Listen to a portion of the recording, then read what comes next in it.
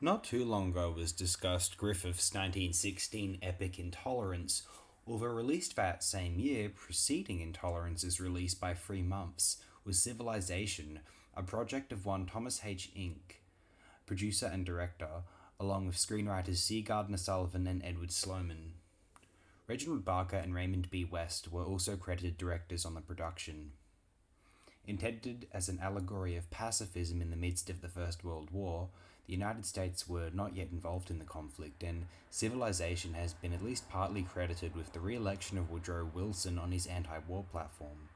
History knows how consistent this position was. At roughly 88 minutes in length, Civilization only feels the runner-up to Intolerance upon its concluding. During the film, I am wrapped up in the experience, reverent and in awe as though it were Intolerance. Its convictions are arresting. I really love and admire this era of the anti-war movement in the United States.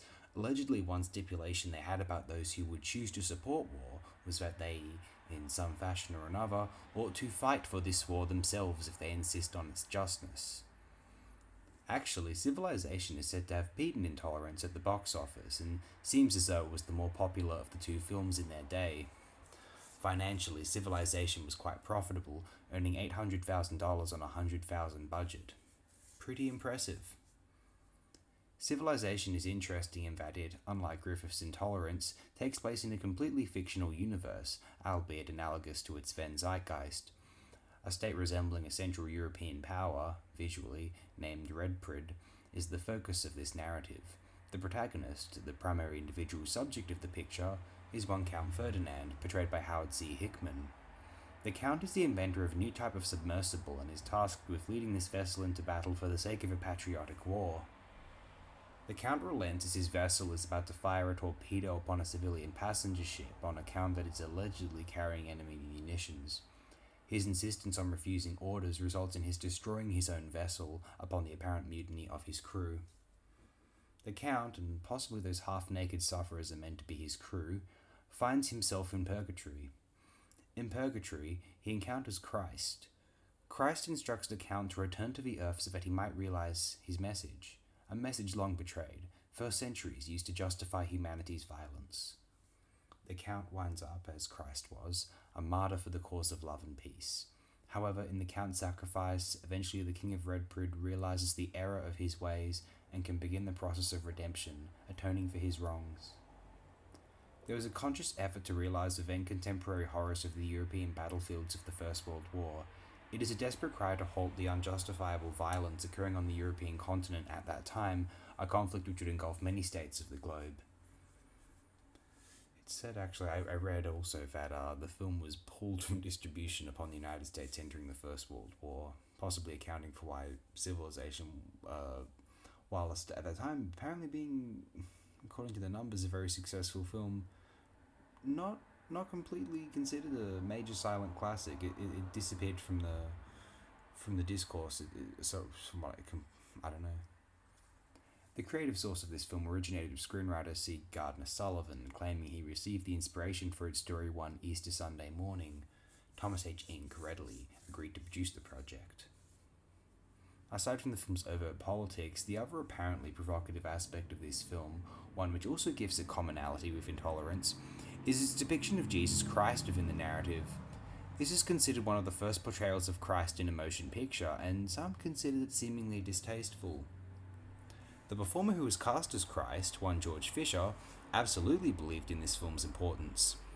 He is written to have lived for some time as a recluse in study and meditation, plausibly to get a feel for Christ's iconic humility. To quote Fisher himself, sourced from a 1916 interview in the Los Angeles Times, "I can say in truth that the playing of this part has affected my whole life and the impressions will never leave me. I have tried earnestly and sincerely, with a deep prayer in my heart, to bring a message to the world, one which will reach perhaps millions. Now my only wish is that whoever may witness the performances of Civilization will realize only the truth and beauty of the message." Exemplary. Allow me also to recommend, while I'm here, Viet Passion du Christ, a 44-minute film from 1903 which depicts the life of Jesus. Extraordinary achievement. Unbelievable. We'll link that, along with Civilization, obviously, in the description below. Seriously, Viet Passion du Christ, one of the great wonders of the world at that time. It's You have to see it to believe its accomplishment. Some of Civilization's visuals have been compared to the paintings of Jean-Francois Millet, and so I took some care to snap at least a couple which reminded me of his works. Thomas H. Ince was a major tycoon of the silent era in America. He met an untimely end in 1904 in an incident which has been the cause of much speculation over the years, not even going to go there. At the time of Civilization's release, many appear to have considered it, seemingly Ince himself did or tried to promote that he did, his finest accomplishment yet. Screenwriter C. Gardner Sullivan had sold his first script to Edison Studios and was later frequently selling his work to Ince's New York Motion Picture Company. Eventually, Ince hired Sullivan for work at his movie studio in Hollywood, California. Sullivan's impact on Hollywood screenwriting is such that a 1920 article apparently refers to him as that particular school's proverbial dean. To quote a Los Angeles Times piece from 1919, several years ago, when the newly formed Triangle organization contributed a new art and finish to the motion picture, there came into great prominence C. Gardner Sullivan, a writer of fine capabilities, a careful technical craftsman, no author having a contempt for the intellect of his audience. And many writers of photodramas continue to hold their audiences in contempt, could have made the success of screen authorship that C. Gardner Sullivan has.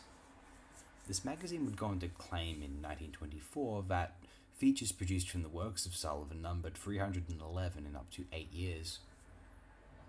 Sullivan appears to have slowed down his career in the 1930s, plausibly as a result of his disdain for the looming era of censorship in Hollywood. Nevertheless, his legacy is cemented as perhaps the first major Hollywood screenwriter. And he was the brainchild behind 1916's Civilization, a film which is said to have inspired Yasujiro Ozu to become a film director, and which remains, in my opinion, one of the most powerful films of the entire silent era.